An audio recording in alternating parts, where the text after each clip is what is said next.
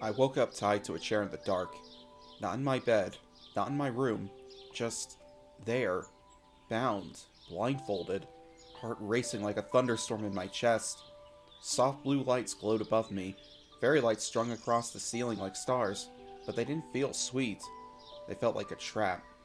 My wrists were tied down with silk, smooth and firm, holding me tight against velvet cushions. I tried to move.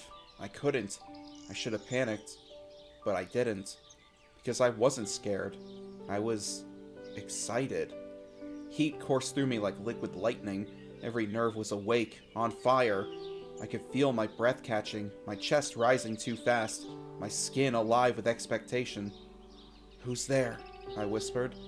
No answer, just breath, warm, close, against my ear, then a kiss on my neck, soft and slow, like it had all the time in the world. I shivered. The scent hit me next, cedarwood, old books, something sharp, earthy, and familiar. It wrapped around me like a memory I couldn't reach. Fingers slid along my jaw, barely touching, and yet I felt every inch like it was being burned into me. "Someone who sees the real you," the voice said. Low, close, certain. I knew that voice. I knew it! But from where? My head spun. My lips parted, waiting for the kiss I could feel coming. I leaned into it, and then it was gone. I sat up hard in bed, sheets twisted around me, sweat clinging to my skin. Morning light filtered through the blinds, too bright, too real. My heart was still racing. My boxers were tight and uncomfortable, and I never felt so alone. What just happened? I stared at the ceiling, every inch of my body still buzzing from a dream that felt more real than anything else in my life. I didn't know who I'd been dreaming about, but I couldn't forget the way they made me feel. Like they saw me. Not Tyler Morgan, lacrosse star, rich kid, golden boy, but the real me. And I wanted them back. 2 weeks earlier. I never believed in fairy tales, but tonight, Blackwood Hall looks like one. Westfield University's masquerade ball had transformed it. Golden chandeliers, velvet drapes, polished marble floors reflecting candlelight. The same students who shuffle past me in hoodies now glide by in tuxedos and sweeping gowns, hidden behind ornate masks. I adjust mine, a simple black half mask, no glitter, no drama. It feels foreign, unnatural, vulnerable. I'm used to being seen, recognized, wanted. There's a script I live by. Charming smile, practiced ease, confident walk. Tyler Morgan, the golden boy. But tonight, I'm no one.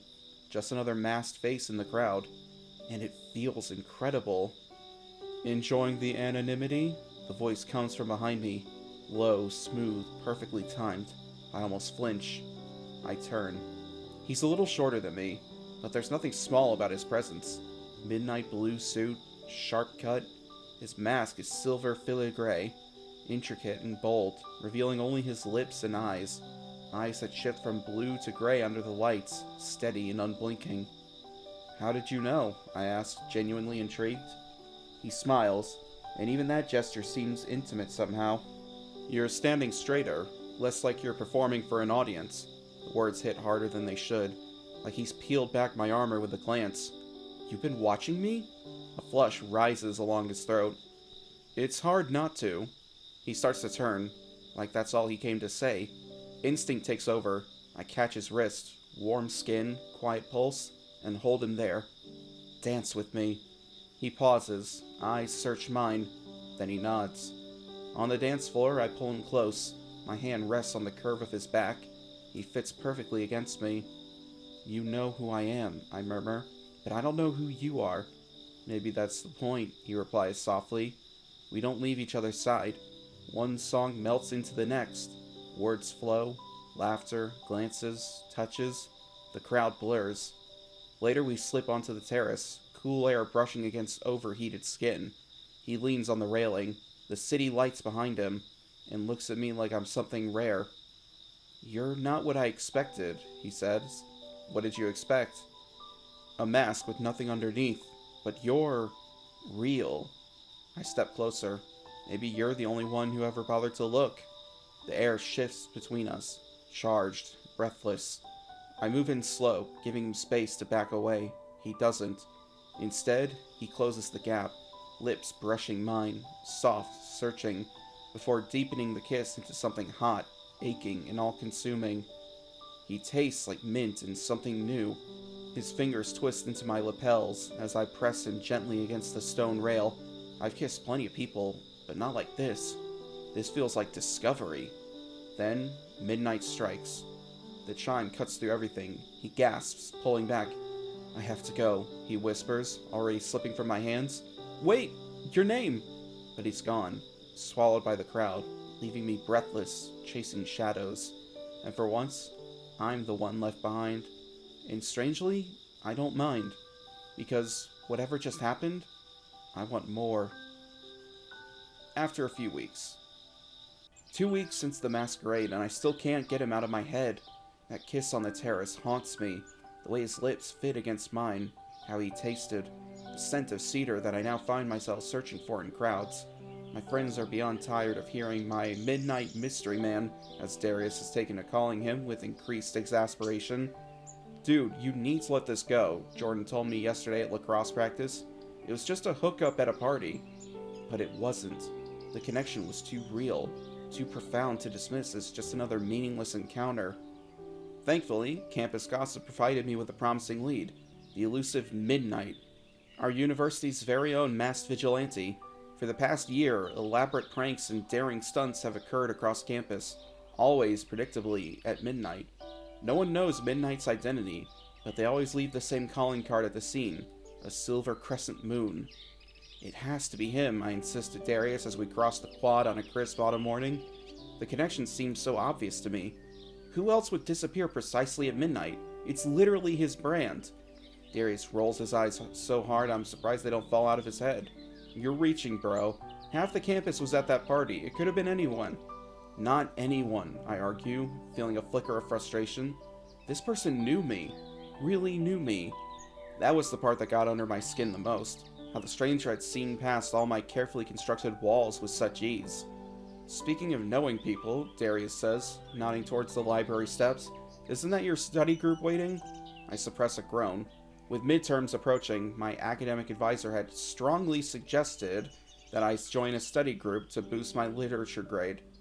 Morgan Publishing heir or not, I still need to pass my classes.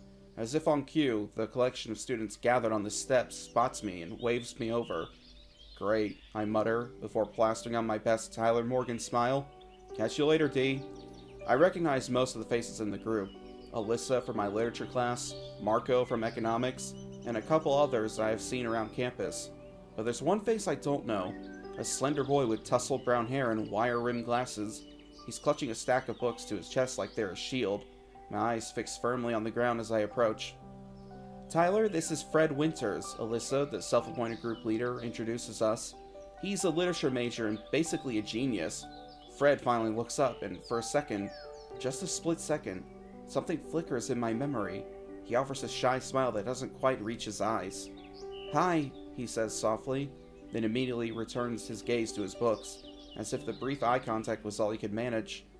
Throughout the study session, I find myself repeatedly glancing at Fred. There's something about him that nags at me, something I can't quite place. But then something happens. I see Fred transform before my eyes while discussing literature. The shy, invisible boy disappears, replaced by confidence. His voice, previously so quiet I had to strain my ears to hear it, rings clear and compelling. As we pack up our books at the end of the session, I notice Fred struggling with his overloaded backpack. Without thinking, I reach over to help. "Here, let me," I offer, taking some of the heavier books. Our fingers brush, and there's that strange jolt again, like static electricity, but warmer, more purposeful. Fred looks up, startled, and for a brief moment I catch a glimpse of something in his eyes, a depth that makes my breath catch. "Thanks," he murmurs, quickly looking away, but not before I notice the faint blush coloring his cheeks. "No problem. There's a lot of extra reading," I say, glancing at the books. "I just like having options," he explains softly. "Walk with me?" I suggest impulsively. "I'm headed towards the north dorms." Fred hesitates, then nods. We walk side by side in comfortable silence for a few minutes. Your analysis of Gatsby at the session was impressive, I finally say. You really understand him. Fred glances at me, surprise evident in his expression. Most people just see the parties and the wealth, but you see the loneliness, I finish for him, the man behind the carefully constructed image. Something passes between us then, a moment of recognition, of shared understanding. Fred's smile is small, but genuine. Exactly, he says softly, and there's warmth in his voice I haven't heard before. When we reach the intersection where we need to part ways, I find myself reluctant to leave. Same time Thursday? I ask. Fred nods, adjusting his glasses. I'll be there. Then, as soon as he finishes speaking, it's like a switch flips. He retreats back into his shell. I'm intrigued, but my mind keeps drifting back to my mystery man. Could Midnight really be the one who kissed me at the masquerade? How would I even begin to find out? Later that night. That night, I had the dream again. The basement with its blue fairy lights, the silk ties around my wrists, the blindfold over my eyes, and him, the mysterious presence whose touch sets my skin ablaze. It feels so real when I wake up gasping for air. I half expected to find silk ties around my wrist and the scent of cedar lingering in my room. But there's only the familiar emptiness of my dorm room and the growing certainty that I need to find him again. This person who somehow knows the real me, whether he's Midnight or not, I have to know. After a few weeks. As the weeks pass, I find myself looking forward to study group sessions with an eagerness that surprises me. It's become the unexpected highlight of my schedule, though I'd never admit that to Darius or the guys on the team. One evening, after everyone has left, Fred and I remain behind, struggling through a particularly dense chapter from the study sesh. The library is nearly empty, the soft lamplight creating pools of golden warmth amid the shadows. I don't get it, I groan, pushing the book away in frustration. Why can't these authors just say what they mean? Fred glances up, a small smile tugging at the corner of his mouth. Sometimes the things that matter most are hardest to say directly. There's something in his voice, a vulnerability that makes me look at him more closely. Our eyes meet, and for a moment, neither of us looks away. Here, Fred says softly, sliding his chair closer to mine. Try reading it this way. He takes my hand and guides my finger along the lines of text, his touch gentle but assured. The simple context sends warmth spreading up my arm. As he reads the passage aloud, his voice takes on that quality I've noticed before. Confident, passionate, alive with understanding. See? He says when he finishes. It's about the things left unsaid. I'm not looking at the book anymore. I'm looking at him. The way the light catches in his hair. How his eyes shine with intelligence behind those glasses. The curve of his lips as he speaks about literature. Yeah, I reply, my voice unexpectedly hoarse. I see now, but it's not the book I'm seeing more clearly. It's Fred, but his smell. It was familiar, the same cedar smell. I often caught myself watching him when he didn't notice, cataloging those small gestures and expressions. One rainy afternoon, we dashed from the library to the nearby campus coffee shop, sharing my jacket as an improvised umbrella. We arrive laughing, hair damp, shoulders pressed together. The casual intimacy of the moment catches me off guard. How natural it feels to be close to him. What's your poison? I ask, gesturing to the menu board. Earl Grey with honey, he replies, already reaching for his wallet. I wave him off. My treat. Considerate payment for saving my GPA. While we wait for our drinks, Fred nervously adjusts his glasses. Can I ask you something? Shoot. Why did you really join our study group? I mean, you could probably hire a private tutor or something. The question surprises me with its directness. Honestly, my advisor made me. I pause, then add more quietly. But I'm glad she did. Fred's smile is small but genuine, and something shifts in the air between us. A subtle deepening of a connection. Meanwhile, the dreams intensify. Each night I find myself back in the basement room, willingly surrendering control to someone whose voice hovers just at the edge of recognition. The silk ties, the blindfold, the whispered words in my ear. It all feels more real with each passing night. The encounter grows more intimate, more intense, leaving me waking up breathless and confused. My sheets tangled around my legs and my heart pounding in my chest. I haven't given up on finding my mystery kisser from the masquerade, but the urgency has somehow shifted. The dreams feel more immediate, more pressing. After a few days, the turning point comes during a late-night study session at the library. The group has dwindled as the hours passed. First Marco left for a date, then Alyssa for dance practice, followed by the others with their various excuses. Eventually, it's just Fred and me, surrounded by books and empty coffee cups, the library quiet around us. I smell the same cedar scent. We've been studying for hours, and fatigue has lowered our guards. When Fred stretches, his sweater rides up slightly, revealing a sliver of pale skin. I find myself staring, then quickly look away when he catches me. An awkward silence falls between us. To break it, I ask about a passage we've been analyzing, something about unrequited love. I ask a question, sighing and rubbing my eyes. It's past midnight, and the words on the page have started to blur. Fred hesitates, then speaks softly, his voice barely above a whisper as he answers.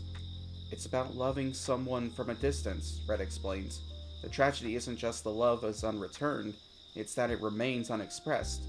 I look up, struck by the unmistakable melancholy in his voice. There's something raw and personal in his explanation that makes me really see him. You sound like you understand that feeling, I say gently. A flush creeps up his neck, spreading across his cheeks in a way that's oddly endearing as he looks at me to find me staring at him. Our eyes lock, and for a breathtaking moment, something electric passes between us. It's like a current, a recognition, something profound and wordless. I feel frozen in place, unable to look away from those eyes that suddenly seem so familiar. Then Fred hurriedly begins gathering his books, breaking the spell. I should go. It's getting late, he mumbles, not looking at me. Wait, I say, reaching for his wrist without thinking. The moment my fingers close around his skin, a jolt passes through both of us. I feel it, like a physical shock, and Fred freezes, his pulse racing between my fingertips. For a split second, something familiar flashes in his eyes, something that reminds me of my dreams, of the masquerade, of that mysterious connection I've been chasing for weeks. Before I can process the thought, the library lights flicker, then go completely dark. Startled shouts echo through the building as students react to the sudden blackout. Another midnight prank, someone calls out from a few tables away. Fred leaves as soon as the light flickers. I try to hold on, but he slips through my fingers like smoke. By the time the emergency lights activate, Fred is gone, vanished completely, as if he had never been there. But he has left something behind. A scent that lingers in the air where he stood just moments ago. Strong cedar. The exact scent that has haunted me since the masquerade. The exact scent from my dreams. I stand stunned in the dim emergency lighting, the pieces suddenly clicking into place with such clarity that I wonder how I didn't see it before. The cologne. The timing. The way Fred disappeared just as midnight struck. The familiar eyes behind those glasses. The voice that's been hovering at the edge of recognition in my dreams. It's him, I whisper to myself, heart racing with the revelation. Fred is Midnight. The quiet, shy literature student who can barely look me in the eye is also the campus's most daring prankster? The mysterious stranger who kissed me at the masquerade and has been appearing in my dreams ever since? It seems impossible, yet somehow it makes perfect sense. The dual nature. Shy in person, but bold in other contexts. As I gather my own books, my mind races with possibilities. If Fred is indeed my mystery kisser, my dream visitor, and the notorious Midnight, what does that mean? And more importantly, what am I going to do about it? One thing's for certain. I'm not letting him disappear again. Not when I finally found him. The next day. By morning, campus is buzzing with rumors about Midnight's latest spectacle. I barely sleep. My mind spins with questions, fixated on one name, Fred. I'm outside our usual study room 20 minutes early, rehearsing what I'll say when I see him. But Fred doesn't show. Alyssa eventually strolls in, flopping into a chair. Has anyone seen Fred? I ask, trying to keep my voice casual. She glances at her phone. He texted me, said he's sick. Probably the flu that's been going around. I nod, but I know better. Fred's avoiding me, and I need to know why. He misses our next shared class, and the next. 3 days pass without a trace.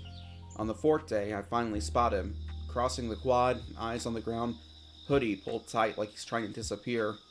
Not a chance. I close the distance in a few long strides. Fred, I say, catching his elbow. He jolts, startled, but I steer him off the path to a quieter spot between two buildings. Why have you been avoiding me? I ask. the hurt slipping into my voice before I can stop it. Fred shifts uncomfortably. I haven't. I was sick, he says, but his eyes won't meet mine. Come on, I press, stepping closer. You ran out of the library before the blackout.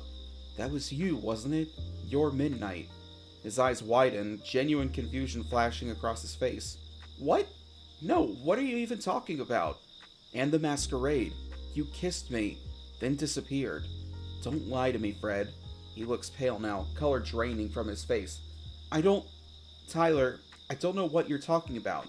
You wear cedar cologne, I say, leaning in slightly. I breathe it in, familiar and undeniable. Same scent, same presence. Fred takes a step back, clearly rattled. This is crazy. You're confused. Am I? I snap. The frustration, the mystery, the confusion, it all bubbles over. Then explain the dreams. That stops him cold. He freezes, eyes wide. What dreams? He asks, barely above a whisper. I falter slightly at the look on his face. Raw, frightened, vulnerable. The basement, I say more gently now. The blindfold, the voice in the dark. I've been having these vivid dreams every night. Fred sinks down onto a nearby bench like his legs can't hold him anymore. No, that's impossible. I crouch beside him. What's going on? He shakes his head like he's trying to block out my words. Those are my dreams, he says, dazed.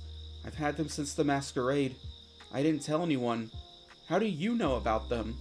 For a moment we just stare at each other, both of us breathless with the same unspoken realization. We've been having the same dreams, I say quietly. Fred's hands tremble. But how is that even possible? I don't have an answer. I barely have a grip on reality anymore. Wait, I ask slowly, afraid of what his answer might be. Then, the guy in the mask, at the masquerade, that wasn't you? He lets out a bitter laugh. Tyler, do I look like someone bold enough to kiss you at a party? I can barely talk to you during study group. His honesty hits harder than any denial. If Fred isn't the mystery man, then who is? And more importantly, why are we sharing dreams so intimate, so visceral, they blurred into waking life? Before I can ask, a commotion erupts across the quad. Laughter, shouting. Another midnight stunt, happening right now. Fred's eyes flick toward the noise, then back to me. Believe me now? I nod slowly, my confusion deepening. But the dreams, what do they mean? Fred backs off abruptly, his face crumpling with regret. I don't know. I wish I did. But I can't do this right now. Then he's gone, again, leaving me staring after him. That night, for the first time in weeks, I didn't dream of the basement. No blindfold, no voice, no lips brushing mine. Just cold, aching emptiness, and more questions than ever. A week later. The next week passed in a blur of awkward avoidance. Fred stops attending the study group, and I can't bring myself to seek him out after how our last encounter ended. I see him occasionally across campus, but he always turns and walks the other way before I can approach. The dreams, when they come, are no longer a source of mysterious pleasure. They become fractured and painful. I wake up feeling hollow, reaching for someone who isn't there. By Friday, I'm desperate for answers. I find myself in the library's forgotten archives section. I'm not even sure what I'm looking for. Something about shared dreams, maybe, or some psychological explanation for what's happening between Fred and me. As I pull a dusty tome from a bottom shelf, a thin, leather-bound book falls to the floor with a soft thud. With a strange sense of anticipation, I pick it up and carefully open the cover. The pages are filled with ancient texts, some in Latin, some in what looks like Old English, with intricate illustrations. I find a quiet corner and begin to read, using my phone to translate the passages I can't decipher. Hours pass as I discover descriptions of a rare phenomenon, dream sharing between soulmates. The shared dreams, the book explains, serve as a bridge between souls, allowing a connection on a deeper level than a conscious thought. I read until my eyes burn and the library lights dim for closing time, finally understanding what's happening between Fred and me. But one question remains unanswered. If Fred isn't my masquerade kisser, who is? The next day. The answer comes unexpectedly the next day when I literally collide with my ex-boyfriend, James, outside the campus coffee shop. I'm so lost in thought about Fred and the book's revelation that I don't even see him until we crash into each other. Careful there, Ty, James says, steadying me with familiar hands on my shoulders. His touch no longer sends electricity through me the way it once did, but there's a comfort in its familiarity and the same scent.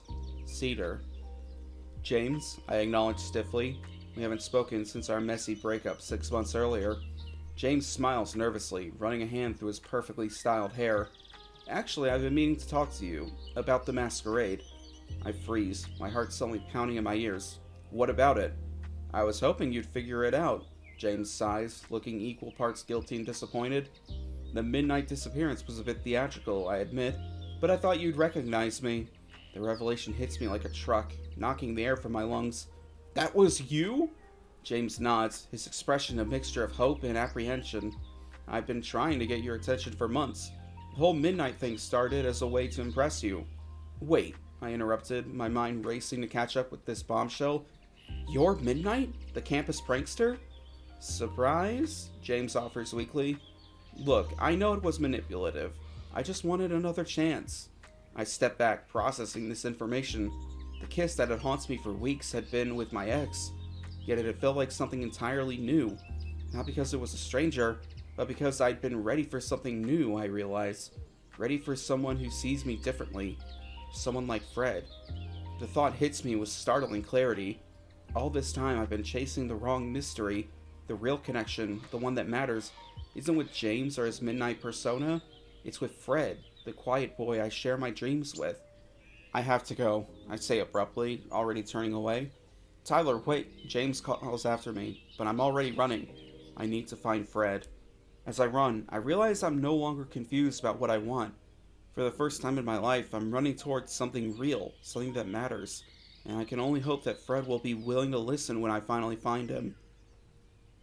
After a few hours. My heart is pounding as I knock on Fred's door. For a moment, I fear he won't answer, but then the door swings open. Fred stands there, his glasses slightly askew. He looks surprised, then wary as he takes in my disheveled appearance. We need to talk, I say before he can close the door in my face. He hesitates, then reluctantly steps aside to let me in. As I enter his room, I'm struck by how familiar it feels, despite never having been there before. What's this about? Fred asks warily, keeping his distance, arm crossed over his chest like he's protecting himself. I hold up the book, my hand trembling slightly. It's about us, about the dreams. His eyes widen at the mention of the dreams, but he doesn't speak. Taking a deep breath, I explain everything. The book I found, the descriptions of dreams sharing between soulmates. I told him about my encounter with James, the revelation that he was both Midnight and my masquerade kisser. All this time I'd been chasing the wrong mystery. The dreams weren't random, Fred, I say, my voice growing more confident as I speak. They weren't just your fantasies or my subconscious. There was something happening between us, something real. So you're saying we're soulmates? He finally asks, the word hanging in the air between us. That's what the book says. I move closer to him, drawn by an invisible pull I no longer want to resist. Fred shakes his head, taking a small step back. That's impossible. You're Tyler Morgan. I'm nobody. That's not true, I say fiercely. I take another step forward him.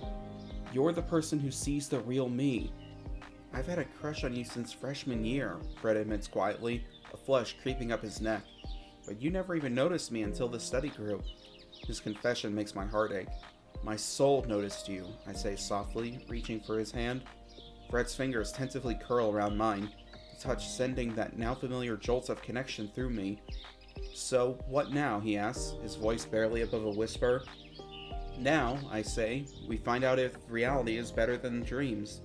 I lean forward, slowly, giving Fred every chance to pull away, but instead of retreating, he meets me halfway, his free hand coming up to rest lightly against my chest.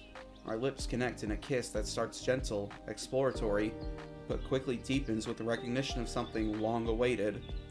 The kiss in the dreams had been intense, but this is transcendent. This is real. When we finally break apart, we're both trembling. That night, we lie together in Fred's small dorm bed. Our bodies curve toward each other. I hold him close, marveling at how perfectly he fits against me, how natural it feels to have his head resting on my chest, my fingers tangled in his hair. As sleep claims us, I feel something different happening. For the first time, we enter the dream together, both of us fully aware of what's happening.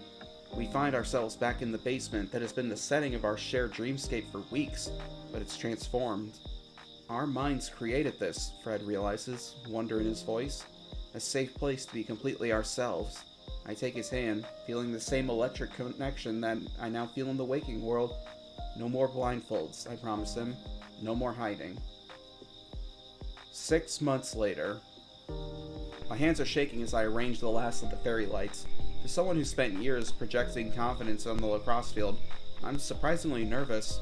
I check my watch. Fred should be arriving in exactly 17 minutes, following the trail clues I left in his afternoon coffee. Just enough time for one final inspection. The rooftop garden in my apartment building has been completely transformed. I touch a small box in my pocket for the 100th time, reassuring myself it's still there. 6 months since we discovered the truth about our shared dreams.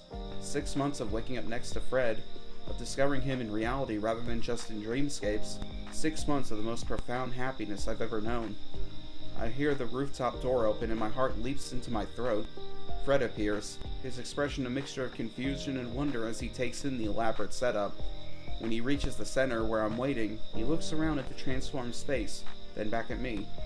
"What is all this?" he asks, his voice soft with amazement. I take both his hands in mine, steadying myself through his touch, the way I've learned to do these past months.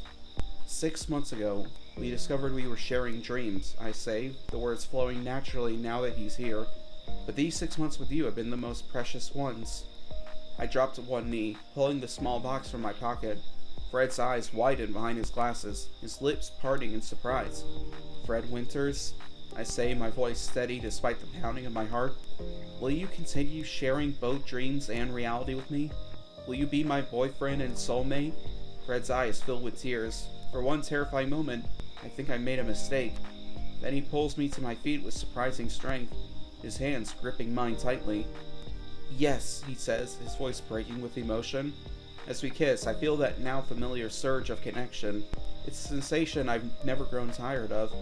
Later that night, we lie entwined in bed, as Fred traces lazy patterns on my chest.